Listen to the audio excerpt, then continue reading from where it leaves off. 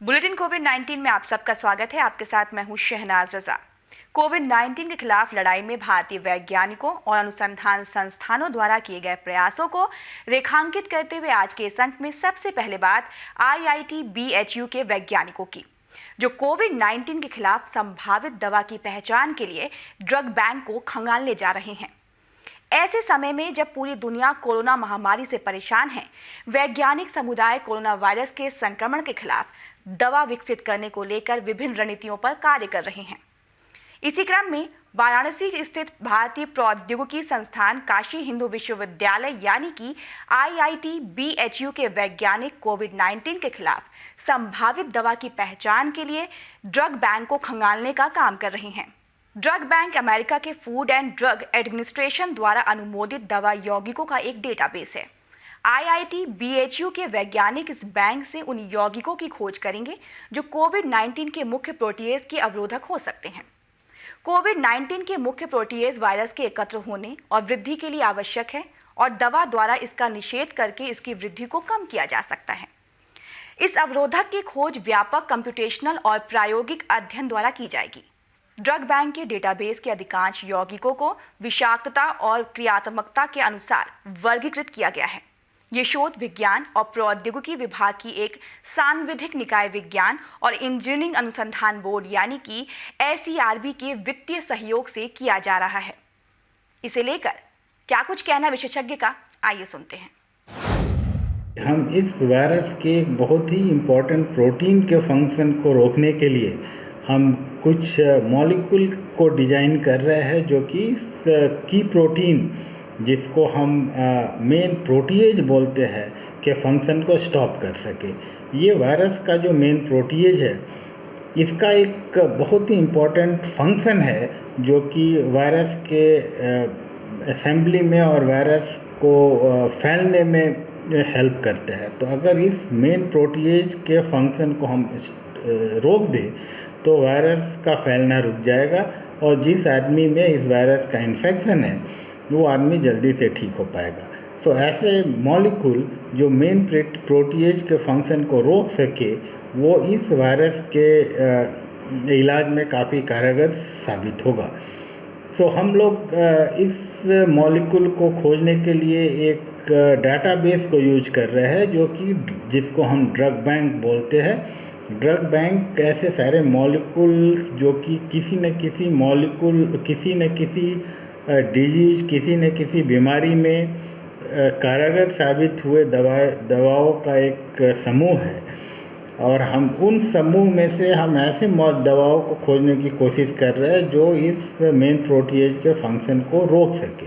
तो इसके लिए हम बहुत सारे bioinformatics approach computational biology approach को यूज करेंगे और हम ऐसे मॉलिक्यूल को खोजेंगे जो इस मेन प्रोटीएज के फंक्शन को रोक सके। और ऐसे मॉलिक्यूल एक बार डिजाइन हो जाए तो हम लोग उस मॉलिक्यूल को हम रिकम्बिनेंट मेन प्रोटीएज को अपने लेबोरेटरी में बनाएंगे और देखेंगे कि वो मॉलिक्यूल जो हमने ड्रग बैंक से खोजा है रिकम्बिनेंट प्रोटीन को के फंक्शन को रोक पा रहा है कि नहीं। और एक बार हम लोग ऐसे मॉलिक्यूल को जब आइडेंटिफाई कर पाएंगे तो हम लोग सोच रहे हैं कि ये मॉलिक्यूल जो है वायरस के अगेंस्ट काफ़ी इफ़ेक्टिव होना चाहिए और ऐसे मॉलिक्यूल को हम अपने सेकंड फेज के रिसर्च में जो वायरस कल्चर्ड वायरस है उस पर हम लोग ट्रायल करेंगे। असम राज्य में कोविड-19 रोग की परीक्षण क्षमता बढ़ाने के लिए वैज्ञानिक तथा औद्योगिक अनुसंधान परिषद यानी CSIR के जोरहाट स्थित उत्तर पूर्व विज्ञान और प्रौद्योगिकी संस्थान में एक कोविड-19 परीक्षण प्रयोगशाला स्थापित की गई है। इस प्रयोगशाला में संस्थान के 10 वैज्ञानिकों की एक टीम स्वैब के नमूनों से RNA निकालने के काम में सक्रिय रूप से शामिल होगी। इस काम को करने में इन वैज्ञानिकों को 40 अन्य सदस्यों का समर्थन प्राप्त होगा। संस्थान का जैव प्रौद्योगिकी प्रभाग RT-PCR आधारित कोविड-19 का परीक्षण करने में प्रमुख भूमिका निभा रहा है। इस प्रयास में संस्थान को असम सरकार और जोरहाट के जिला प्रशासन से सहयोग प्राप्त हो रहा है। इसे लेकर विशेषज्ञ क्या कुछ कह रहे हैं, आइए सुनते हैं। When this pandemic has started, we thought that we also will contribute our bit.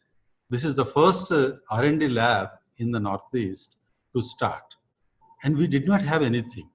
We just have some instruments which will isolate this RNA and then look at their sequences in plants. And it's very different to treat viruses.